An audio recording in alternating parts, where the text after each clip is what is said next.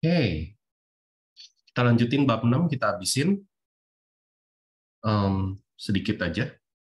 Kita lihat halaman kedua. Tapi pertama-tama kita habisin dulu bab satu. Nomor satu ya, kita habisin nomor satu dulu. G, H, I, J. Kita mulai dari yang G. Di sini ada populasi suatu koloni bertumbuh menjadi 2 kali lipat setiap 5 menit, maka setelah 25 menit, berapa kali lipat dari populasi semula ini ya nggak perlu macam-macam, nggak perlu trik apa-apa, nggak perlu persamaan diferensial apa-apa sebenarnya. Karena kalau misalkan kamu punya populasi awalnya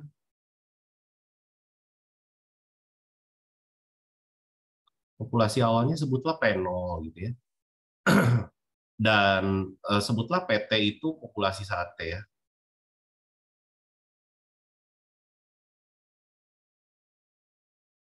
Berarti T menit. Satuannya T menit. Berarti saya bisa bilang P saat 0 ya P0, P saat 5 ya 2 kali P0 gitu ya. Yang adalah 2 P0, P saat 10 ya di sini bisa bisa kelihatan lah ya polanya. Di sini kita bisa kuli 2 kali populasi saat 5 menit sebelum, yaitu 2 kali 2 P0 yaitu P0, dan P saat 15 berarti 2 kali populasi saat 10 menit, itu adalah 2 kali 4 P0 yaitu 8 P0, dan P20 akan jadi 16 P0, dan pada akhirnya P saat 25 menit, populasi saat 25 menit, itu adalah 32 kali populasi semula, ya 32 P0. Dan untuk 1H, ini kita punya persamaan diferensial orde pertama. Ini kita punya bentuk umumnya adalah seperti ini.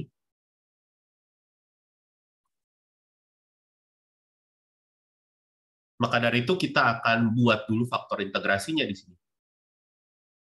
Faktor integrasinya bisa diperoleh dari, saya beri nama I, begitu. Ini adalah E pangkat integral PX dx ya. Dalam kasus yang diberikan di soal, kita punya PX-nya adalah minus 1/X. Maka dari itu, faktor integrasi kita adalah E pangkat integral minus 1/X dx. Nah, dalam mengintegralkan di pangkat eksponen ini, kita boleh tidak menuliskan konstanta sembarangnya. Toh pada akhirnya nanti kecoret juga, jadi nggak apa-apa. Dan jika kita hitung hasilnya apa, di sini E pangkat minus ln mutlak X ya, atau ini adalah E pangkat ln sebutlah per X ya, mutlaknya bisa kita abaikan, dan pada akhirnya kita bisa tulis dia sebagai per X ya. Nah, setelah itu yang kita akan lakukan adalah kita kalikan faktor integrasi kita ke kedua ruas persamaan diferensial. Jadi kita punya 1/X dikali dy dx dikurangi 1/X kuadrat dikali y sama dengan X kali 1/X itu satu. Ya. Nah, jika kita lihat pada ruas kiri kita bisa nyatakan dia sebagai turunan dari dari 1/X dikali y. Ya. Ini kan aturan hasil kali ya sebenarnya. Ini sama dengan 1. Nah, untuk menghilangkan ddx ini ya tentunya kita ingin integralkan dia terhadap x gitu ya. Jadi integralkan ruas kiri dan ruas kanan terhadap x. Akibatnya kita akan peroleh ya ini 1/X dikali y sama dengan x tambah c. Sehingga y-nya kita bisa peroleh solusi umum kita adalah x kuadrat ditambah cx ya. Ini solusi umumnya. Lebih lanjut lagi, ini mirip kayak bab 3 bagian kedua. Kalau misalkan dikasih syarat, ya berarti kamu bisa cari C-nya, dan kamu bisa peroleh solusi khususnya. Kayak gitu ya. Oke, sekarang kita lihat daerah hasil dari sin inverse ya. Jadi kalau kita punya fx sama dengan sin inverse x, ini tidak lain merupakan inverse dari fungsi sinus ya. Jadi kalau kita tuliskan misalkan ini sama dengan y, ini artinya bisa kita sebut x itu sama dengan sin y, gitu ya. Yang dipertanyakan di sini daerah hasilnya. Daerah hasilnya itu adalah domain dari fungsi inverse, gitu ya. Nah, cuma di sini domainnya apa, gitu ya? Karena ini tidak semua, karena kan kita hanya mengambil bagian dari sinus saja. Bahwa di sini sinusnya, y-nya, bentar, kok y-nya? Y-nya ya benar ya. Y-nya hanya diambil dari min pi per 2 sampai pi per 2 saja untuk membuat si grafik fungsi sinusnya menjadi grafik fungsi yang selalu naik ya. Dia jadi punya sifat satu-satu di situ. Maka dari itu kita akan peroleh range-nya atau daerah hasil dari fungsi f kita yang sebenarnya adalah domain dari inverse-nya, yaitu min pi per 2 sampai pi per 2. Ya. Lalu pertanyaan selanjutnya adalah turunannya ya, D besar X ya. Jadi hati-hati, ini arti dari ini notasi domain. Kalau seperti ini arti atau notasi dari turunan ya. Ini ya kita bisa menggunakan ini ya, dari sini persamaan ini kita bisa turunkan secara implisit ya. Jadi kalau kita turunkan secara implisit kedua ruas terhadap X, di ruas kiri kita punya satu turunan dari X, dan di ruas kanan kita punya cosinus Y dy dx, ya, turunan implisit. Berarti dy dx-nya ketahuan, ya, dy dx-nya adalah 1 per cosinus Y. Tapi kan kita cuma pengen fungsinya dalam X. Bisa nggak sih kita bikin dalam X? Bisa. Gambar aja segitiga siku-siku yang sudutnya Y. Sinus artinya depan per miring. Depannya X, miringnya 1. X per 1 kan? Berarti kita bisa tahu sisi sampingnya adalah dengan Pitagoras 1 min X kuadrat. Berarti cosinus Y bisa diketahui di sini itu samping per miring. Ya. Berarti 1 per cosinus Y adalah 1 per akar 1 min X kuadrat. Dan ini adalah turunan dari sin inverse X. Ya. Itu untuk 1I. Selanjutnya kita akan lihat 1J. Oke, ini terkait fungsi hiperbolik ya. Jadi kita punya fungsi cosinus hiperbolik. Cosinus hiperbolik dari definisinya adalah eksponensial dari X dikurangi eksponensial dari minus X bukan dikurangi, ditambah ya. Nah, kalau yang dikurangi itu sin hiperbolik ya.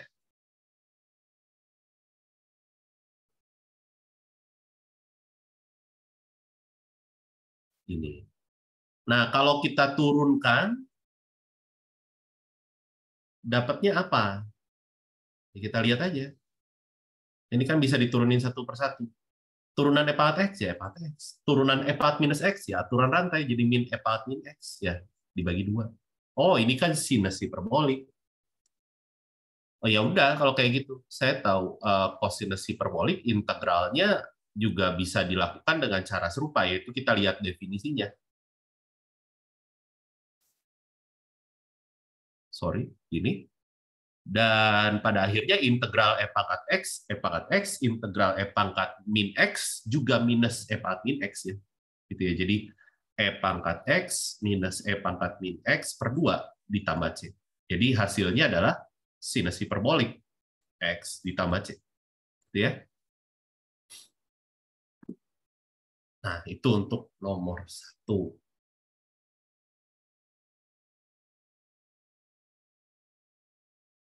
Ada pertanyaan untuk nomor 1? Permisi Pak, mau nanya yang Ya, bagian I.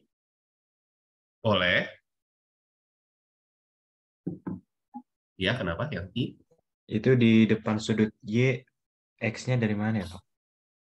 X sama dengan sin Y, berarti sin Y-nya bisa kita tuliskan seperti X per 1 gitu. Oh, kirain cos dari cos diambil dari sinus yang di atas ya. Dari kan kita tahu Y sama dengan sin inverse X dari situ. Sesuai definisi fungsi inverse ya. Baik, Kak. Sip. Nanti kita bakal lihat uh, lebih jauhnya lagi ya untuk kasus yang lain kayak tangen inverse. Nanti kita juga ngerjain di soal yang belakang. Oke, ada pertanyaan lain mungkin untuk nomor 1?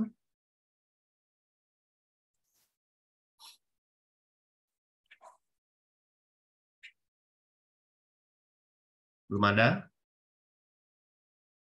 Oke, kita loncat langsung ke nomor 18 ya. 16 sama 17 itu kebetulan tidak diminta untuk dibahas, itu tentang pertumbuhan eksponensial atau peluruhan eksponensial.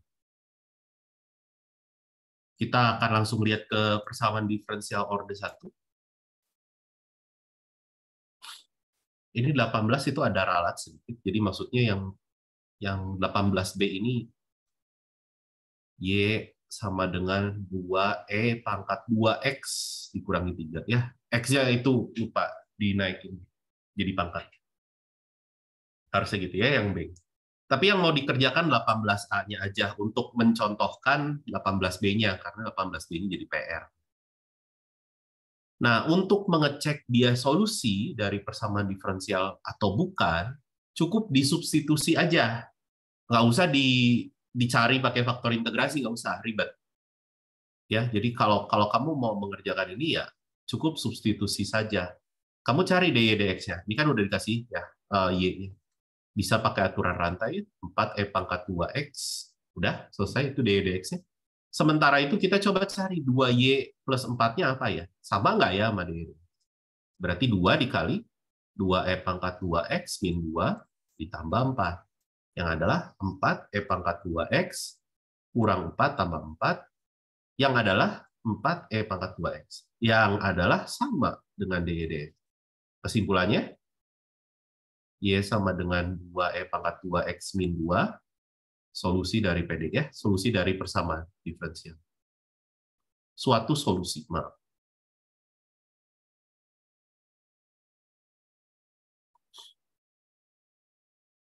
Gitu. Ya, yang B kamu bisa lakukan dengan cara serupa ya, cuman fungsinya aja yang berbeda. Oke. Nah, berbeda dengan nomor 18, tapi ya masih sama topiknya gitu ya, ngobrolin persamaan diferensial. Kita ngobrolin nomor 19.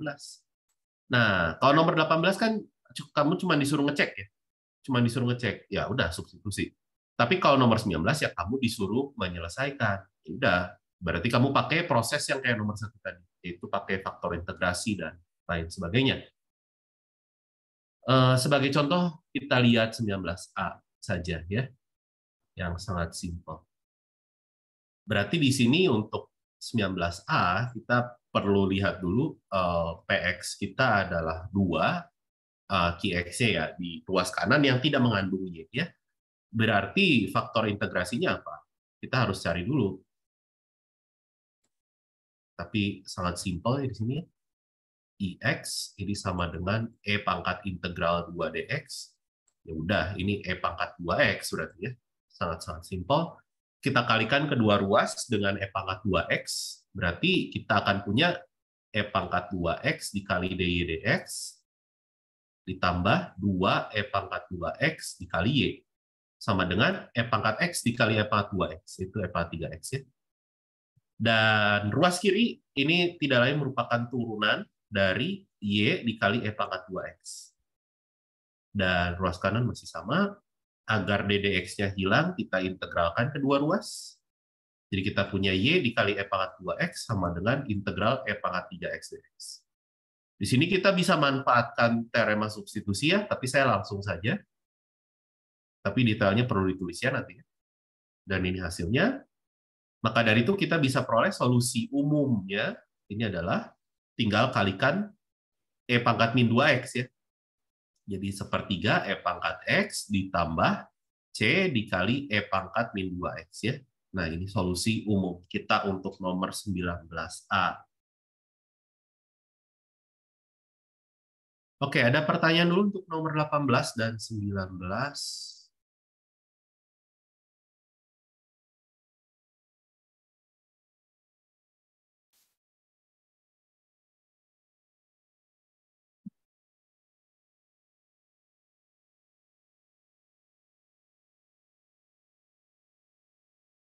Nggak ada, kita lihat nomor 21.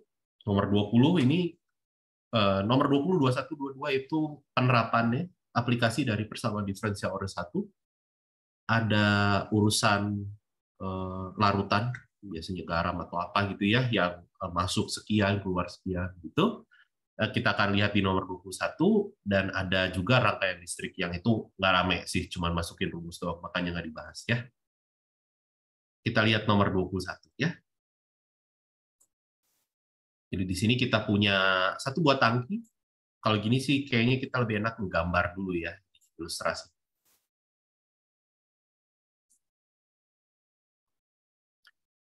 Ini ada tangki A, ini ada 100 galon, galon larutan 50 pon garam ya. Tangki B itu ada 200, ini ya saya udah ngintip sedikit sih ceritanya, jadi langsung mengalir ke tangki B gitu ya nanti. Di tangki B ini ada mana sih 200 galon, 150 pon. Ini pada awalnya ya. Nah, air murni dialirkan, ini air murni dialirkan dari tangki A. Nanti larutannya teraduk di tangki A, keluar, masuk ke tangki B. Nanti keluar juga gitu ya. Ini laju masuknya berapa? Laju masuknya adalah 2 galon per menit. Dan katanya keluar masuk keluarnya sama semua ya. Ini 2 galon per menit. Ini juga keluarnya 2 galon per menit. Laju yang sama di sini mengartikan bahwa volume air atau volume larutan di setiap tangkinya ini tidak akan berubah gitu ya. Karena lajunya selalu sama. Di sini kita ingin tahu kandungan garam, maksudnya ini massa garamnya gitu ya, pada tangki A dan tangki B pada setiap menitnya. Jadi kita misalkan aja dulu. Misal XT, ini massa garam pada tangki A, YT, ini massa garam pada tangki B ya. Apa yang kita ketahui di awal? Yang kita bisa ketahui ya massa garam di awal ya untuk di tangki A itu 50, dan untuk di tangki B itu ada 150.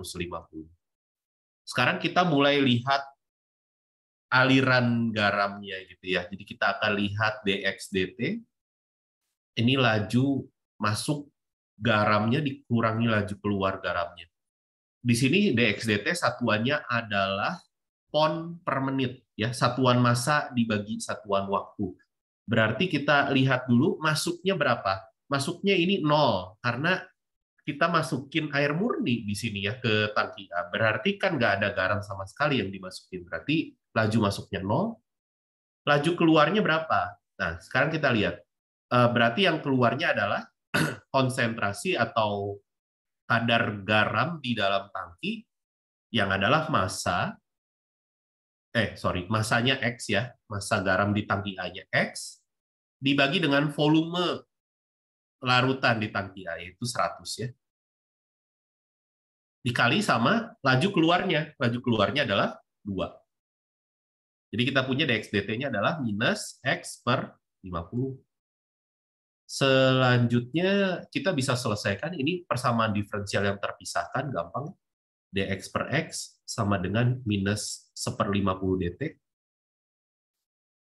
Dan kita bisa integralkan kedua ruas. Kita akan punya ln X sama dengan ini minus T per 50 ditambah C. Maka dari itu kita akan punya X-nya.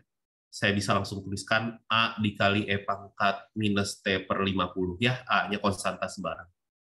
Dan saya bisa manfaatkan ini, X0-nya sama dengan 50, berarti saya bisa punya 50 sama dengan A dikali E pangkat minus 0/50. Jadi A-nya 50.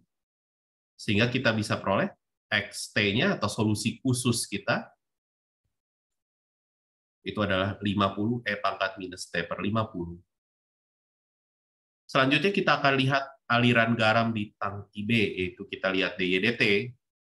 Nah, sekarang kita lihat aliran masuknya apa? Aliran masuknya adalah konsentrasi garamnya di tangki A, berarti massa dibagi volume, dikali laju masuknya. Laju masuknya sama dengan laju keluarnya, 2 galon. Dikurangi laju keluarnya. Laju keluarnya adalah di daerah sini, massa garam pada tangki B dibagi dengan volume larutannya dikali laju keluar. Oke, ini sempit ya. Nah, kita pindahin ke sini dulu. Jadi DY/dt, kita sambil rapihin ya DY/dt. Ini bisa dicoret habis. Jadi E pangkat min T/50 dikurangi Y per 100 ya. Nah,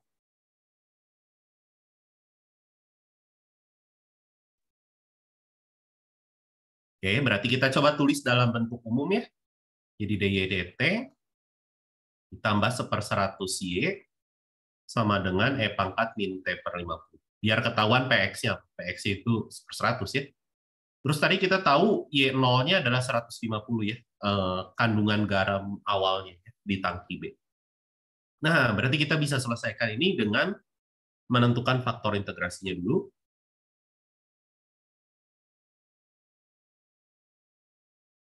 Faktor integrasinya adalah IX, yaitu E pangkat, integral 1/100 DT di sini ya. Oh, maaf, bukan IX, berarti IT. Saya salah. Ini adalah E pangkat T per 100. Jadi kita kalikan kedua ruas dengan E pangkat T per 100. Kita akan punya E pangkat T per 100 dikali DY/dt ditambah 1/100 E pangkat T per 100 dikali Y sama dengan ini dikalikan jadi E pangkat minus T per 100 ya. Dan kita bisa pandang ruas kiri kita sebagai turunan terhadap P di sini dari Y dikali E pangkat T per 100. Ini E pangkat min T per 100. Jadi kita bisa integralkan kedua ruas. Jadi Y dikali E pangkat T per 100 sama dengan integral dari E pangkat min T per 100 dt. Dengan metode substitusi bisa kita peroleh ini adalah minus 100 E pangkat min T per 100 ditambah konstanta sembarang C. Maka dari itu kita bisa peroleh YT-nya. Ini adalah tinggal kita kalikan dengan E pangkat minus T per 100. Jadi kita punya minus 100 E pangkat minus T per 50 ditambah C E pangkat minus T per 100. Dan tadi kita tahu bahwa Y0-nya adalah 150, maka dari itu C-nya bisa dicari ya. Minus 100 E pangkat minus 0 per 50 tambah C E pangkat minus 0 per 100. Sehingga C-nya adalah 150 tambah 100, yaitu 250. Jadi kesimpulannya, YT kita adalah minus 100 E pangkat minus 0, T per 50 ditambah 250 E pangkat minus T per 100 ya. Gitu. Dan itu bagaimana cara mengerjakannya untuk nomor 21. Jadi dikerjakannya satu per satu ya. Jangan langsung sekaligus dikerjakan. Gitu. Oke, ada pertanyaan dulu untuk nomor 21?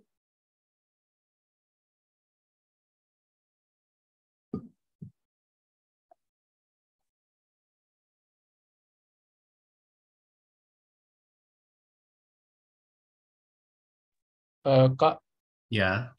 Itu mau nanya Kak, itu yang pertama itu dx per dt sama dengan 0, 0 itu maksudnya apa ya?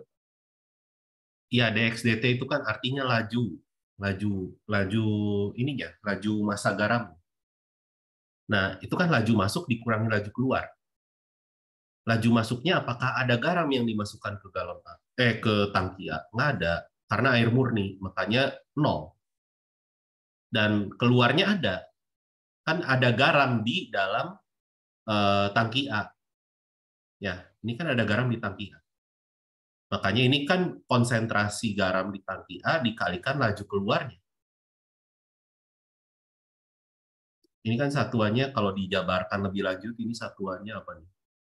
On galon kali 2 galon per menit. Galon kecoret, sisanya ini kan satuannya emang pon per menit kan dari tadi saya ngomong. Gitu. Itu kan buat menghitung laju laju perubahan massa garam di tangki A dxdt.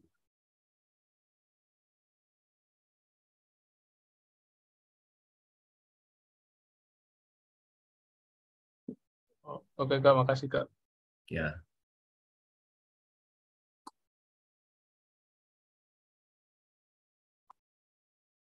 Ada pertanyaan lain?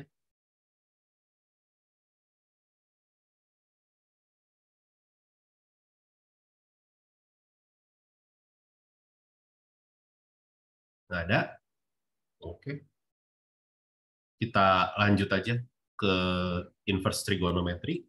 Kita lihat nomor 23. Kita ingin menyatakan theta dalam X dengan memanfaatkan inverse trigonometry. Ya.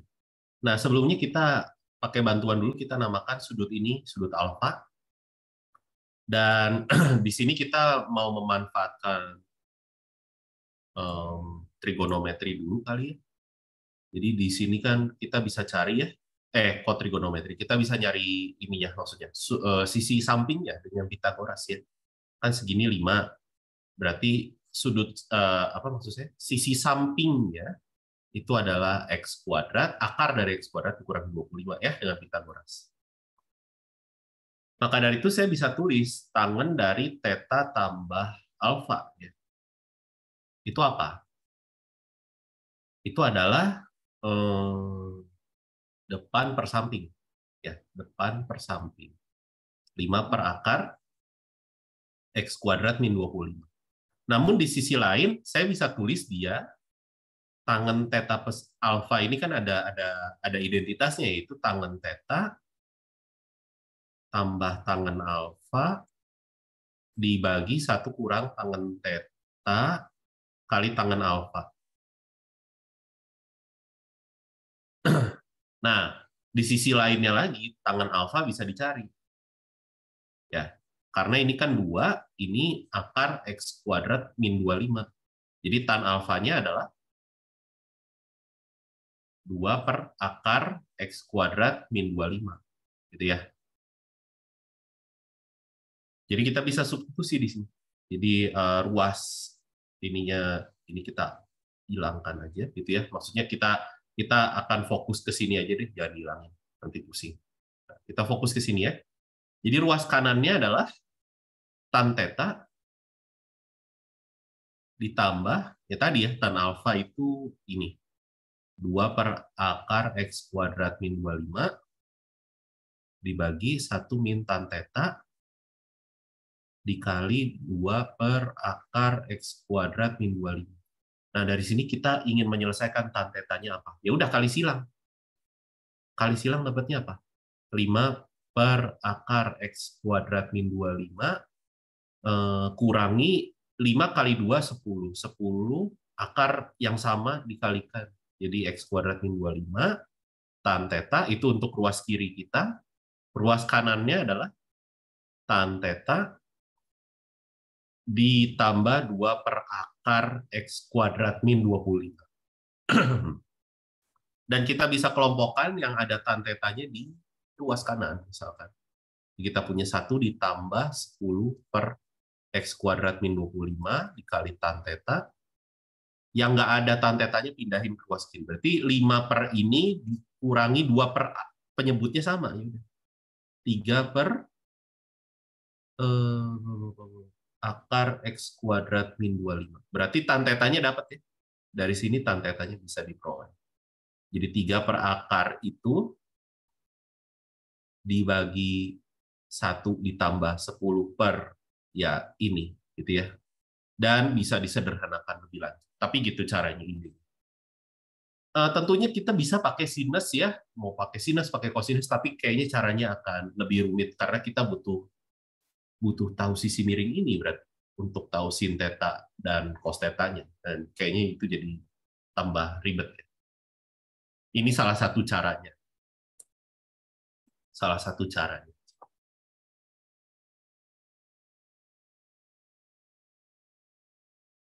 Ada pertanyaan untuk nomor 23?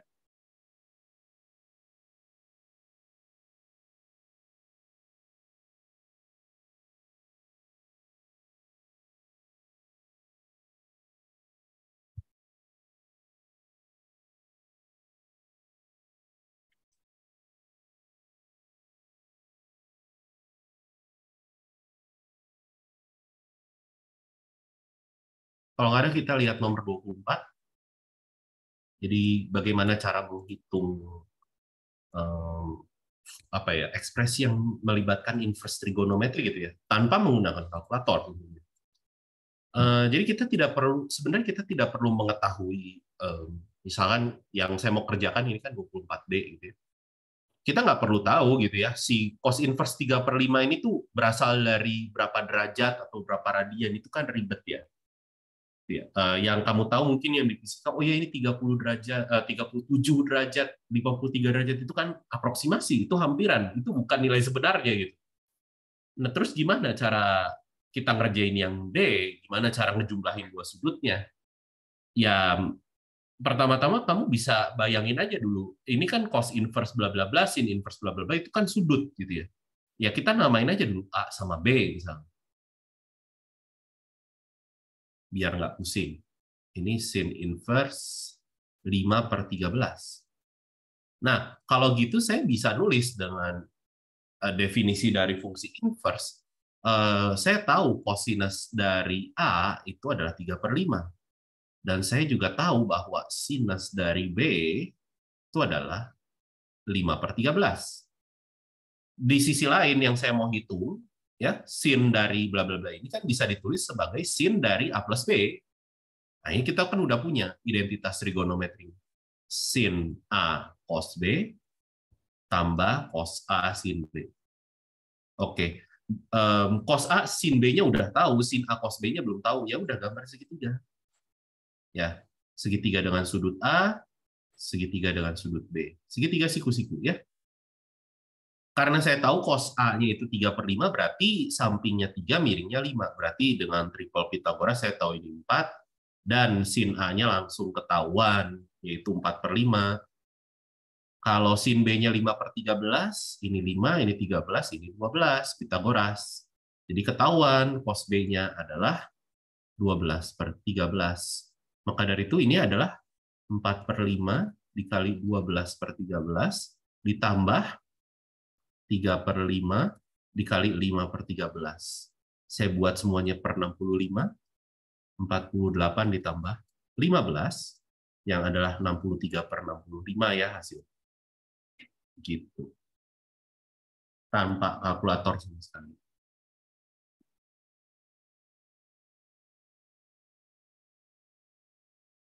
Ada pertanyaan untuk nomor 24?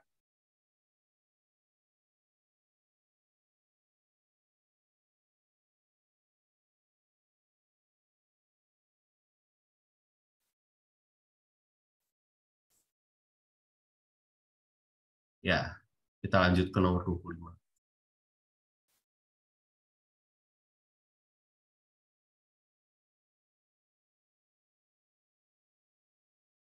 Yang akan dibahas adalah 25B dan 25D.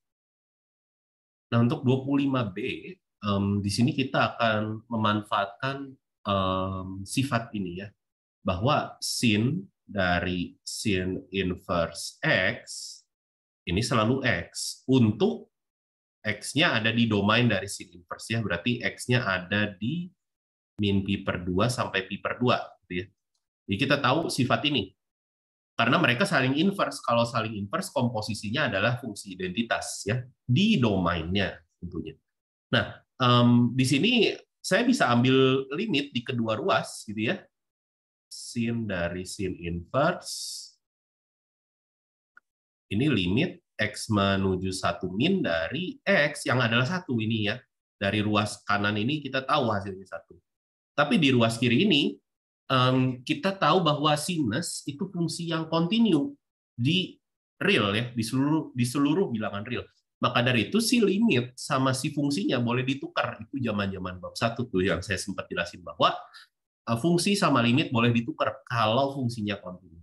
Maka dari itu yang di ruas kiri kita bisa tuliskan dia sebagai sinus dari limit X menuju 1 minus dari sin inverse. Ini sama dengan 1. Sekarang pertanyaan saya, ini bukan X-nya ya, sin inverse, ini saya salah. Ini maksud saya, ini sin inverse X-nya ya, yang dari min pi per 2 sampai pi per 2 ya. Saya salah di situ. Nah, sekarang pertanyaan kita adalah, ini berapa sudut yang menghasilkan berapa sudutnya yang membuat sinusnya jadi 1. Tapi daerahnya harus di sini gitu ya, harus di min pi per 2 sampai pi per 2. Ya, maka dari itu kita bisa langsung simpulkan bahwa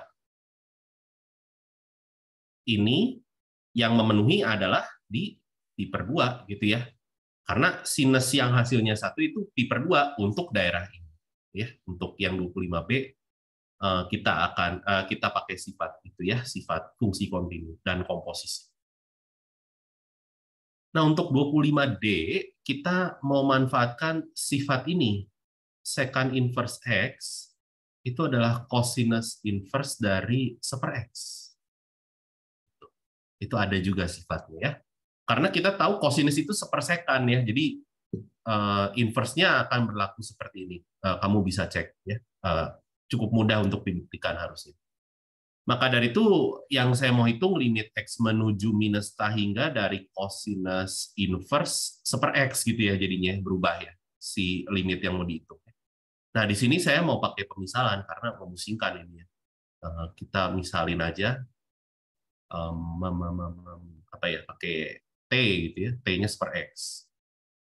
Kalau saya punya X-nya menuju minus ta hingga, berarti saya punya T-nya yang 1/X-nya itu menuju 0 dari kanan gitu ya. Jadi limitnya akan berubah jadi T menuju 0 dari kanan, cos inverse T. Oh, cos inverse itu continue di 0 sampai pi ya. Atau enggak kita bisa menggunakan cara yang serupa dengan sebelumnya gitu ya.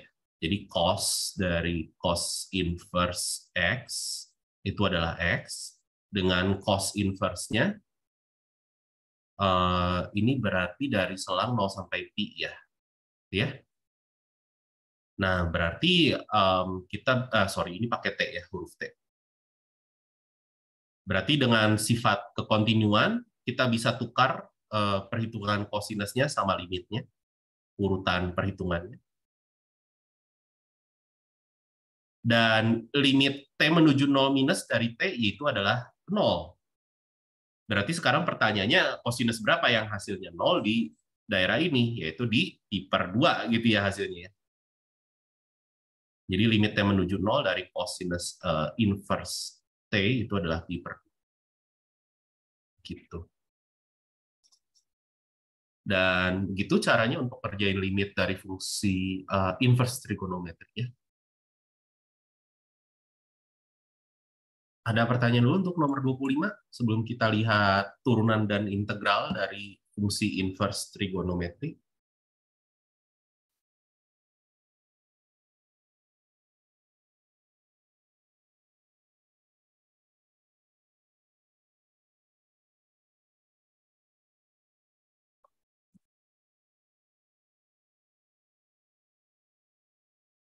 Kayaknya nggak ada, kita lanjut aja ke nomor 26 kalau gitu. Di sini kita akan menentukan turunan. Ya, ada pertanyaan? Nggak, pencet. Udah. Kita mau lihat yang tan inverse sekarang nih. Jadi 26C sama 26E. Gitu. Di sini kita bisa menentukan dulu si tan inverse-nya sebenarnya ya, turunan dari tan inverse. Ini kan sebenarnya ini perkalian dua fungsi, jadi harus pakai aturan hasil kali gitu ya. Cuma saya mau contohin dua cara gitu. Jadi di sini saya mau lihat dy dx sama dengan apa untuk yang C. Pertama-tama kalau saya punya y sama dengan tan inverse x. Atau enggak di sini tan inverse pangkat x gitu ya. Artinya pangkat x itu sama dengan tan inverse dari tan dari y. Berarti kalau saya turunkan kedua ruas terhadap x, saya akan punya turunan ruas kiri pangkat x, turunan ruas kanan itu jadi sekan kuadrat y dy dx gitu ya. Oke, kalau gitu saya harus gambar dulu nih segitiganya. Karena yang saya punya adalah dy dx-nya itu pangkat x dikali cos kuadrat y. Ini kan nggak mau ya kita campur aduk kayak gini ya. Nah, jadi kita coba cari cos y-nya dulu nih. Dengan gambar segitiga siku-siku yang sudutnya y. Saya tahu tan y itu pangkat x. Saya tahu tan y itu pangkat x, artinya depannya pangkat x, sampingnya 1. Berarti sisi miringnya adalah akar dari 1 ditambah pangkat x dikuadratkan. Itu pangkat 2x ya. Maka dari itu kosinus y-nya adalah apa nih? Samping per miring ya. 1 per akar 1 tambah pangkat 2x. Berarti dy dx kita adalah pangkat x dikali, atau enggak saya langsung tulis aja pangkat x dibagi 1 tambah pangkat 2x. Itu ya. Atau kalau kamu mau pakai rumus jadi juga monggo gitu ya. Jadi sebenarnya kita sudah punya rumus jadinya. Tan inverse x itu adalah 1 per 1 tambah x kuadrat gitu ya. Maka dari itu kalau saya nanya turunan dari pangkat x apa? Turunan dari tan inverse pangkat x. Berarti kan kamu pakai aturan rantai. Turunkan dulu tan inverse-nya dikali turunan dalamnya. Turunan dalamnya kan dirinya sendiri. Jadi pangkat x dibagi 1 tambah pangkat 2x sama persis ya. Gitu. Jadi dari situ latar belakangnya kenapa ada rumus jadi 1 dibagi 1 tambah x kuadrat dari situ ya. Oke, kita akan langsung pakai ya untuk ngerjain 26C, berarti U aksen V ditambah UV aksen, U-nya adalah X, V-nya adalah tan inverse pangkat X. Jadi di sini tan inverse pangkat X dikali 1 ditambah X dikali V aksen, itu pangkat X dibagi 1 tambah pangkat 2X. Selesai. Itu 26C. Dan untuk 26E, ini tan inverse juga, saya mau pakai aturan rantai aja ya, biar cepat. Di sini kita pakai aturan rantai turunan dari tangen ln x kuadrat. Oke, mungkin kayaknya lebih enak kalau kita tulis dulu dia ini jadi tan inverse 2 kali ln x gitu ya. Makanya nuruninnya akan lebih praktis mungkin dengan aturan rantai. Kita turunkan dulu tan inverse-nya jadi 1 per 1 tambah 2 ln x seluruhnya dikuadratkan dikali turunan dalamnya, turunan dari 2 ln x adalah 2 per x. Boleh dirapiin sedikit? Jadi dapatnya 2 per x dikali 1 tambah 4 ln x yang seluruhnya dikuadratkan gitu ya. Dan ini adalah turunan dari 26E.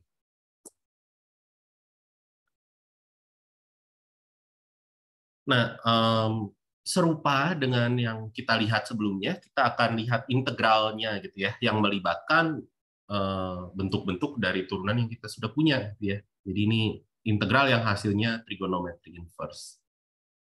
Kita lihat nomor 27.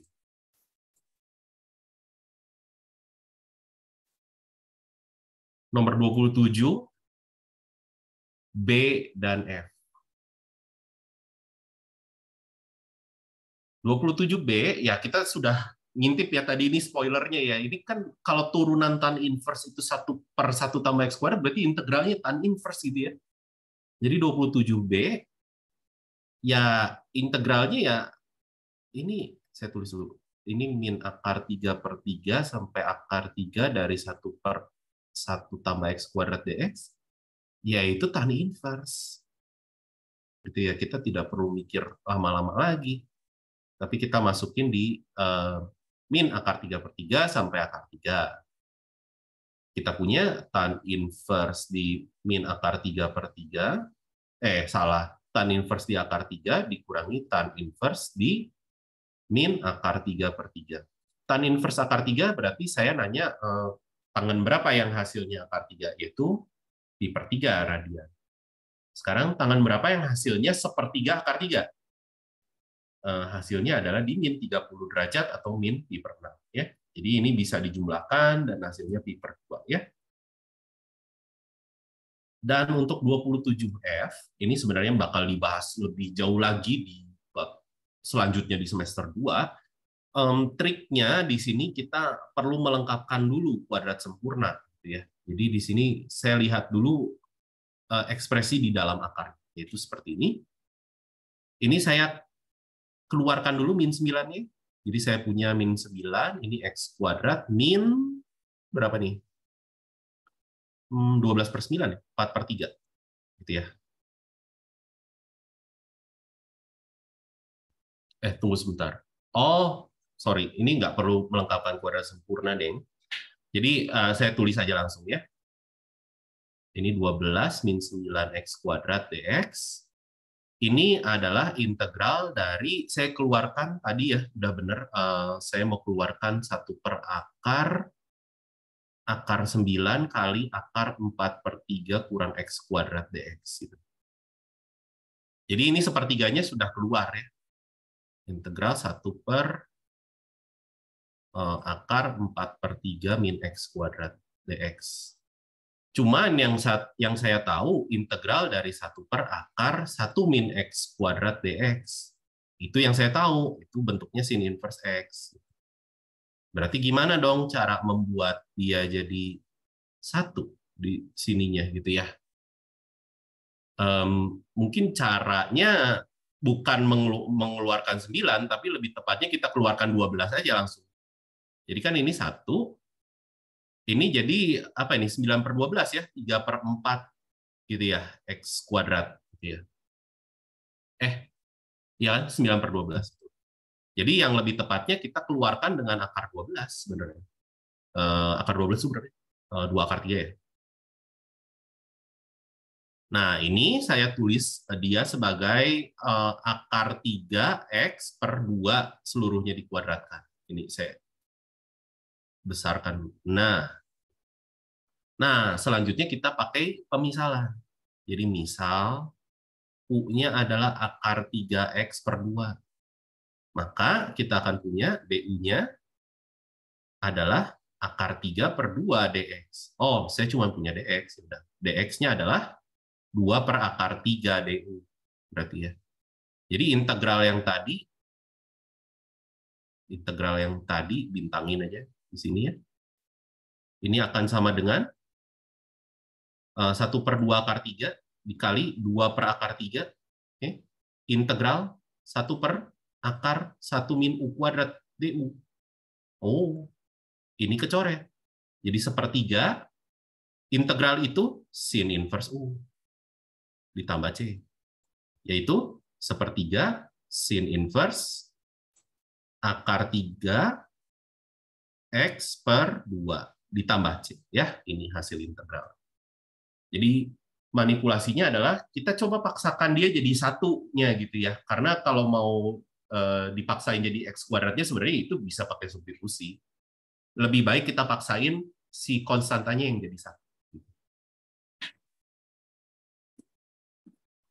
Gitu ya, itu untuk berbagai macam variasi turunan dan integral fungsi trigonometri inverse. Kamu bisa cobain yang lainnya, kalau nggak salah di PR juga beberapa. Ada pertanyaan dulu untuk nomor 26 sama 27. Oh, ada satu lagi sih sebenarnya, nanti kita mau lihat habis ini. Sebelumnya ada pertanyaan dulu mungkin?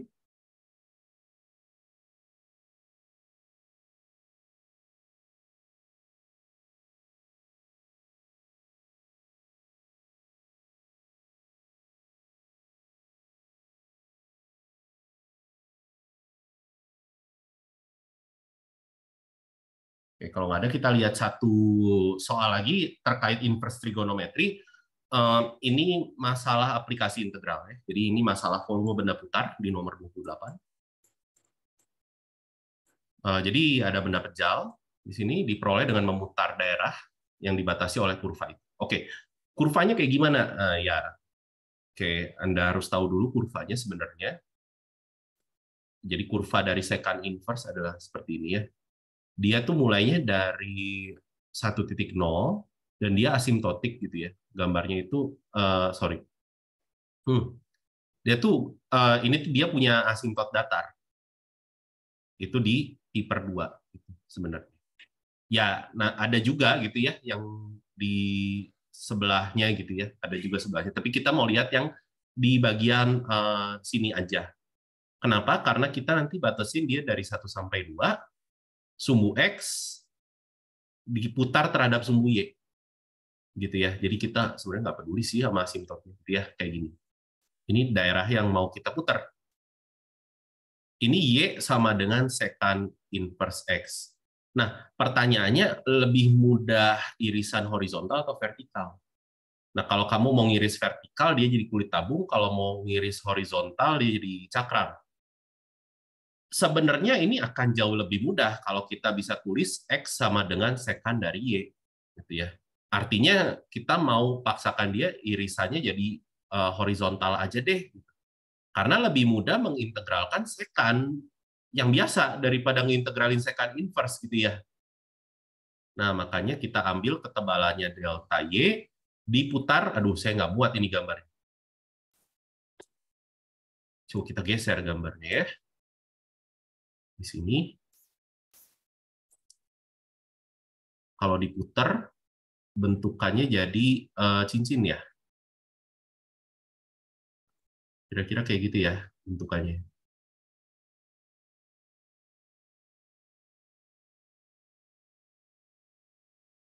Ya, kira-kira aja ya. Oke. Delta V-nya apa? Delta VI-nya apa? Ini ketinggiannya di YI bar gitu ya. Di sini di YI bar. Aduh, susah nulisnya. Di YI bar gitu ya. Berarti ya ini pi dikali jari-jari dalam, dikali jari-jari luar dikuadratkan. Jari-jari luar berarti jarak dari ujung kanan persegi panjangnya dengan sumbu putarnya itu 2 ya.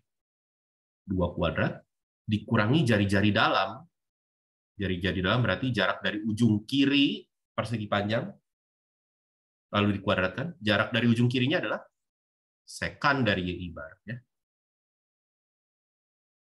Dikuadratkan dikali ketebalan. Jadi ini bisa kita tuliskan dia jadi apa nih? 4 pi dikali 4 kurang secant kuadrat YI bar ya. Delta Y. Berarti volumenya adalah limit n menuju ta hingga sigma 1 sampai n delta VI yang adalah integral dari berapa sampai berapa? Nah, berarti saya harus tahu ketinggiannya ini. Ini saat apa nih? Berarti saat X-nya 2, Y-nya berapa? Nah, saat X-nya 2, Y-nya berapa? Ya, secant inverse 2 itu berapa tuh? Kamu harus cari tahu tuh. Nah, saya taruh aja secant inverse 2 lah. Cari tahu sendiri nanti. Ini berarti integralnya pi-nya keluar aja. Ini 4 dikurangi secant kuadrat Y dy. Integral secant kuadrat mah gampang. Tan ya, integral secant kuadrat kan tan. Jadi ini hasilnya ya saya hitunglah nggak apa-apa bonus. Pi dikali 4y dikurangi tan y gitu ya. Masukin 0 sampai secant inverse 2. Oh, berarti saya harus tahu tangen dari secant inverse 2 ya, gambar-gambar. Sekan itu seperkos. Berarti sekan itu sisi miring dibagi sisi samping. Jadi ini 2, ini 1. Gampang deh, sekan inverse 2. Ya, sekan inverse 2. Nah, ya nanti deh. Ini kan sekan inverse 2 berarti cos-nya setengah gitu ya. Jadi cos Y-nya kan setengah di sini. Berarti Y-nya ketahuan. Pi per berapa ini? Pi per 3 gitu ya, 60 derajat. Tapi yang saya perlu tan Y-nya berapa ini? Ini kan akar 3 berarti. Jadi akar 3 gitu ya. Oke, udah ketahuan semua. Pi dikali 4, ini sebenarnya kan pi per 3 gitu ya. Kali pi per 3 dikurangi akar 3. Ya udahlah, rapiin sendiri. Itu hasilnya.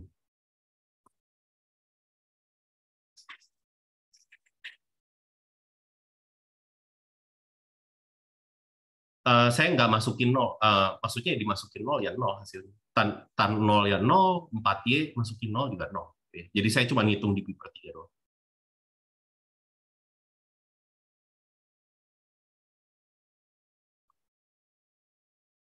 Ada pertanyaan nomor 28? Kak, Mm-hmm. boleh jelasin ulang nggak Kak? Yang tadi secant inverse-nya itu, cara nyarinya, yang tadi. Gambar segitiga.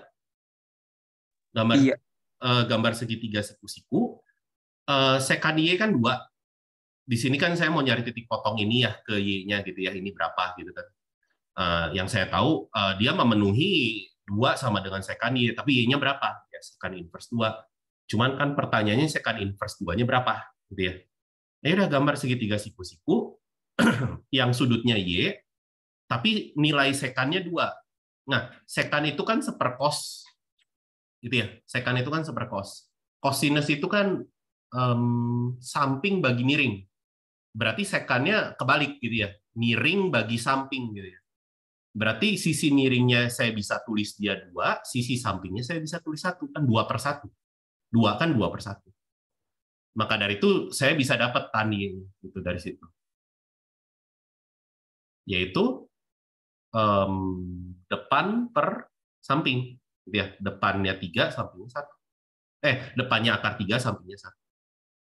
Dan lebih jauh lagi sebenarnya Y-nya ketahuan sih, 60 derajat pi per 3. Oke, makasih Kak. Oke. Ada pertanyaan lain?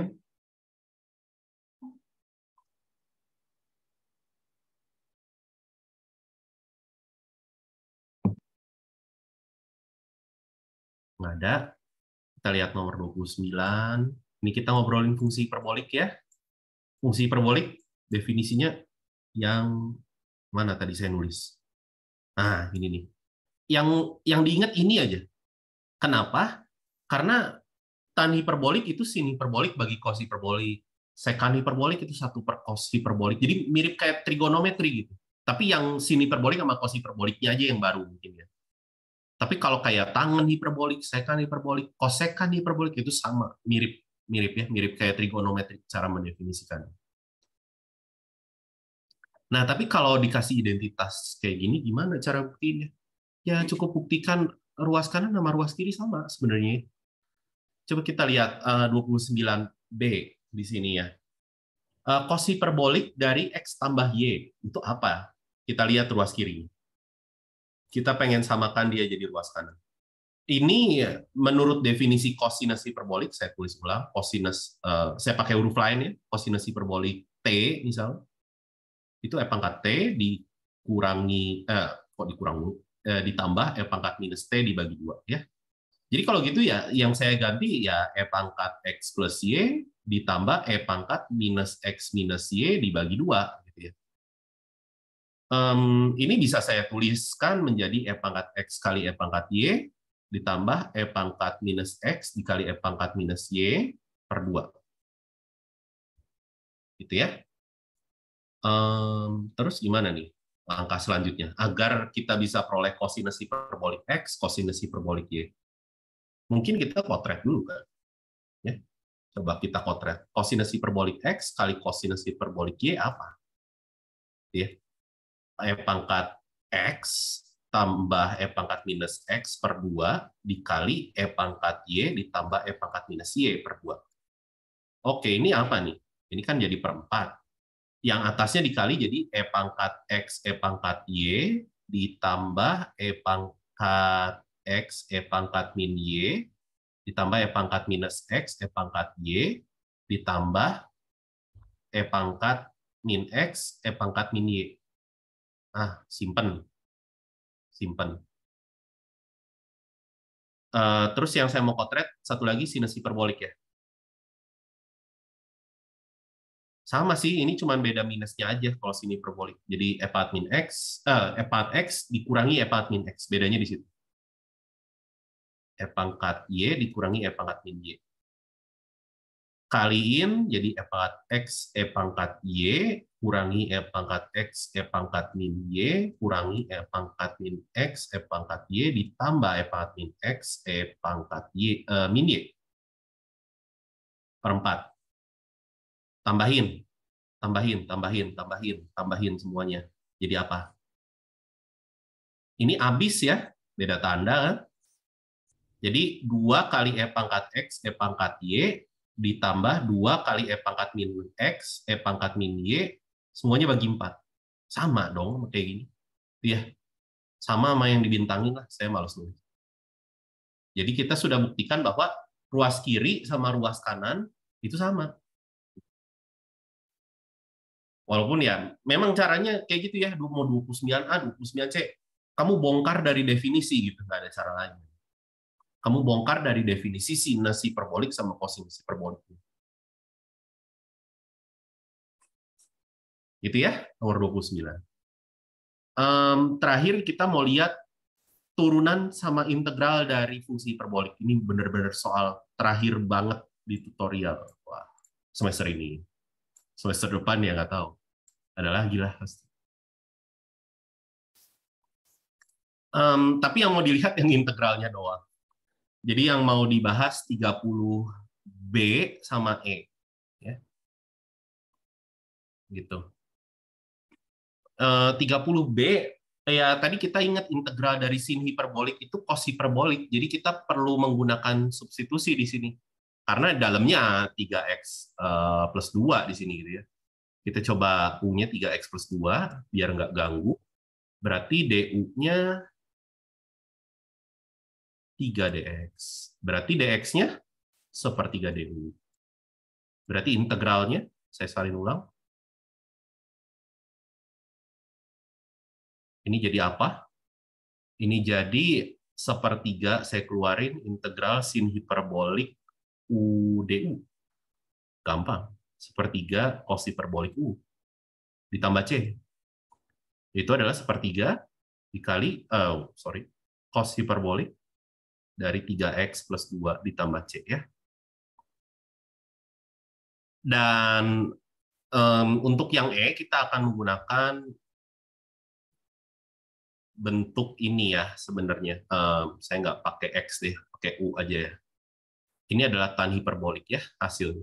Jadi ini bentuknya masih beberapa sama kayak trigonometri ya. Untuk buktinya sendiri ya kamu perlu baca bukunya memang ya. Saya nggak bisa jelasin semuanya sekarang ya. Jadi ya sebenarnya kita tinggal memanfaatkan substitusi saja gitu ya di 30E di sini ya. Ya misalkan U-nya adalah X min setengah gitu ya. Maka DU-nya DX. Oh ya udah. Berarti integral dari sekan hiperbolik kuadrat X min setengah dx itu adalah integral dari sekan hiperbolik kuadrat U du ya. Yaitu adalah tan hiperbolik U plus C. U-nya adalah apa itu? X min setengah ya. X min setengah plus C. Dan itu cara mengerjakan integralnya. Di sini ada soal-soal turunan, tapi ini turunan fungsi inverse hiperbolik. Kamu bisa lihat aja di buku, ada caranya. cara menentukan turunan dari inverse hiperbolik gitu ya. Ini bukan turunan hiperbolik ya, beda ya. Yang A sama C. Ini sin hiperbolik inverse. Berarti ada mau pakai rumus jadinya monggo, mau diturunkan dulu juga monggo gitu ya. Caranya kayak tadi tuh, nyari pakai turunan implisit lagi. Oke, jadi beres dong. Selesai bab 6 tutorialnya. Ada pertanyaan dulu? Mungkin?